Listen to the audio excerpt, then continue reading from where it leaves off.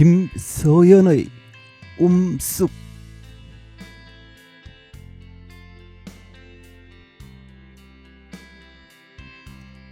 새살처럼 연한 쑥을 쓰다듬는다.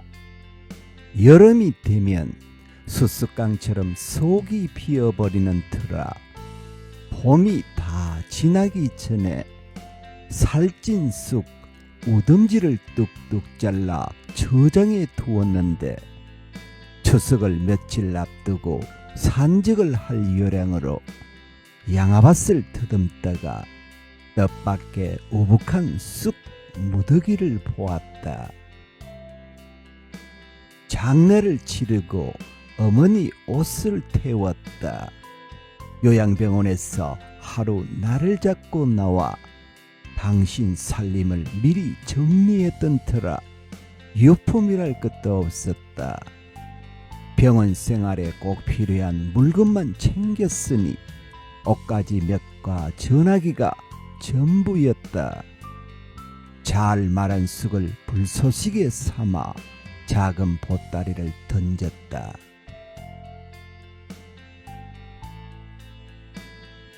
그 안에는 입어보지도 못한 외투도 있었다.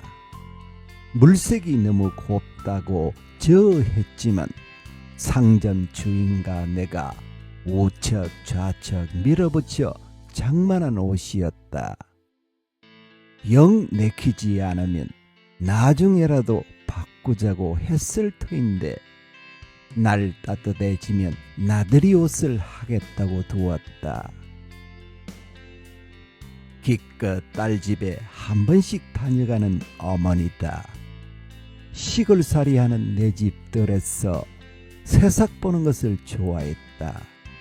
잡초 사이에서 올라오는 머위 나물이며 쑥을 한 주먹 뜯어왔으는 먹기도 아깝게 이쁘다며 웃었다.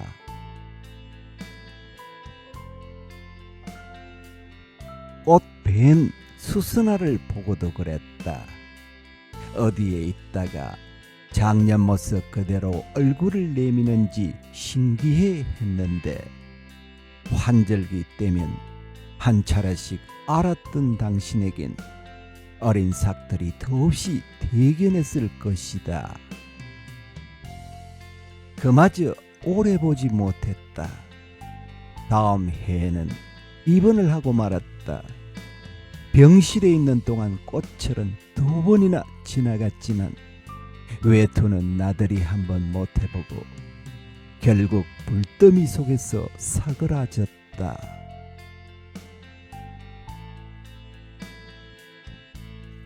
전화기만 가져와 서랍에 넣어두었다. 이제는 소리도 없는 껍데기이지만 어머니의 전화기는 내게도 특별한 물건이다. 아파트에서 혼자 사셨는데 가까이 지내던 내가 수시로 전화를 하며 시시콜콜한 얘기를 주고받았다. 때로 받지 않을 때가 있었다. 외출했을 것을 가정해 어림한 시간까지 기다리다 끝내 연락이 되지 않을 때는 쭈뼛쭈뼛 머리카락이 섰다. 번번이 전화선이 빠져있거나 전화기가 잘못 놓여 있었다.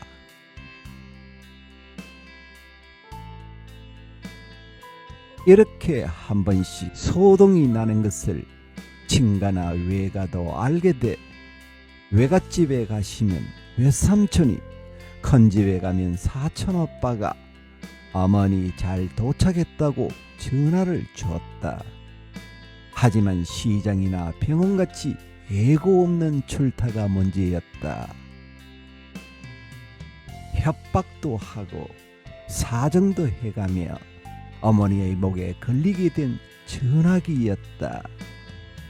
병원에서도 침대 난간에 걸어두고 자식들의 전화를 받았는데 딸내 딸을 생각하는지 삽사람한 머위 나물이며 연한 파나물, 된장 풀어 끓인 쑥국 이야기를 자주 했다.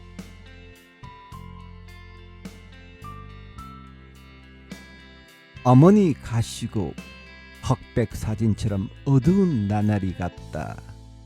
당신과 연락이 안 되면 사색이 되어 뛰어다니던 나를 아시면서 잘 도착했노라고 여긴 날마다 봄날이고 지천에 나물과 꽃이 가득하다고 전화 한번 주면 안 되는 것인지. 겨우 연락이 닿은 어머니를 붙들고 어린 아이처럼 울던 나를 떠올리며 가슴이 먹먹해지는 것은 나뿐인 건지, 얼마나 먼 길이길래 아직도 도착을 못한 걸까. 한 살이 맺힌 꽃자리처럼 어머니 떠난 자리가 허전해질 때면 무시로 전화기를 뒤적였다.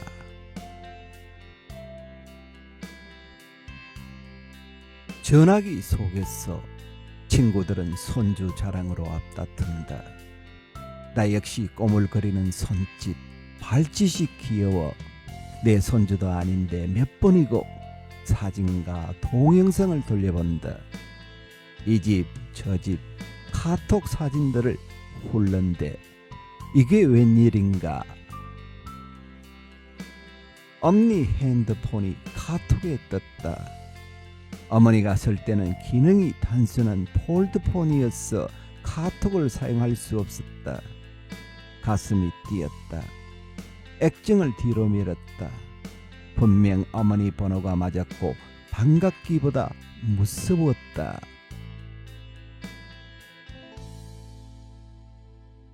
시아버지 초상을 치른 후 아버님이란 번호로 전화가 와서 놀란 적이 있다. 남편 명의로 해드렸던 전화기를 받아와 다시 사용하면서 생긴 일이었다. 그때 망자들의 세상도 어디에 있을 것만 같다는 생각을 했다. 이 세상 좋아졌으니 저 세상에도 변화가 있어 전화기 하나씩은 손에 들려 있을지도 모른다는 맹랑한 상상을 했었다.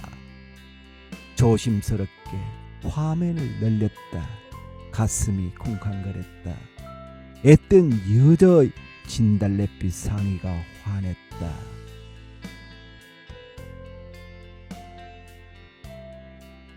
손가락 사이로 눈, 코, 입이 선명해졌다. 피부가 희고 이썩 보이는 웃음이 언뜻 우리 자매들을 닮은 것 같기도 했다. 전화번호를 반납했으니 새 주인을 만난 것이 당연했다. 번호 잃은 어머니의 전화기는 멍텅구리가 되어 서랍 속에서 잠자고 있음을 잘 알면서도 엄니 핸드폰 속 그녀를 자주 훔쳐보았다. 대강의 일상을 읽으며 취향이나 성격까지 마음대로 가늠했다.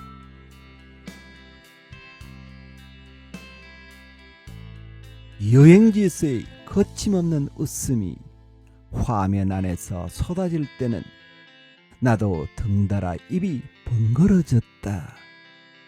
요정은 연애를 하는 모양이었다. 남자는 까무잡잡하고 이목구비가 반듯해 어디서 본듯 낯설지 않았다. 어머니 가시고 우리 형제는 한동안 대화가 없었다. 혼자 보기 아까워 잠잠한 형제들의 단체 톡방에 그간 이야기들을 나열했다. 아버지처럼 안경을 꼈다는 얘기도 했지만 모두 아무 말이 없었다.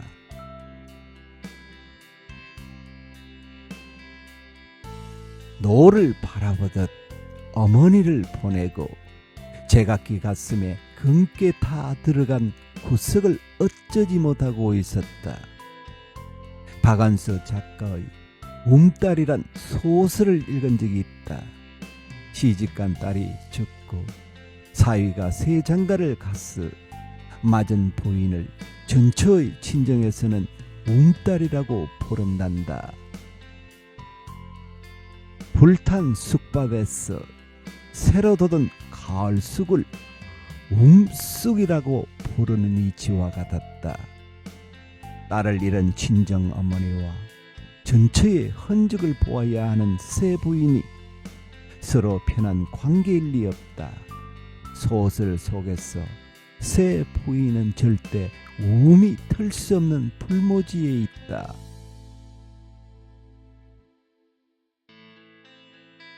하지만 아이의 외할머니 마음에 딸 같은 정이 움트는 것을 누가 말릴 수 있겠는가. 터무니없는 일이지만 가슴에 오래 남았었다. 뜬금없이 동생한테 문자가 왔다. 어머니 번호 쓰는 사람 행복한가 봐. 보기 좋네. 풀숲을 헤매던 손이 움쑥을 쓰다듬며 평온을 만났듯이 요즘도 한 번씩 전화기에 새 소식이 움트면 형제들과 대화를 이어는다. 서로의 불탄 마음 언덕을 어루만지며 보듬는다. 이렇게 어머니는 조금 더 우리를 돌보다 갈 모양이다.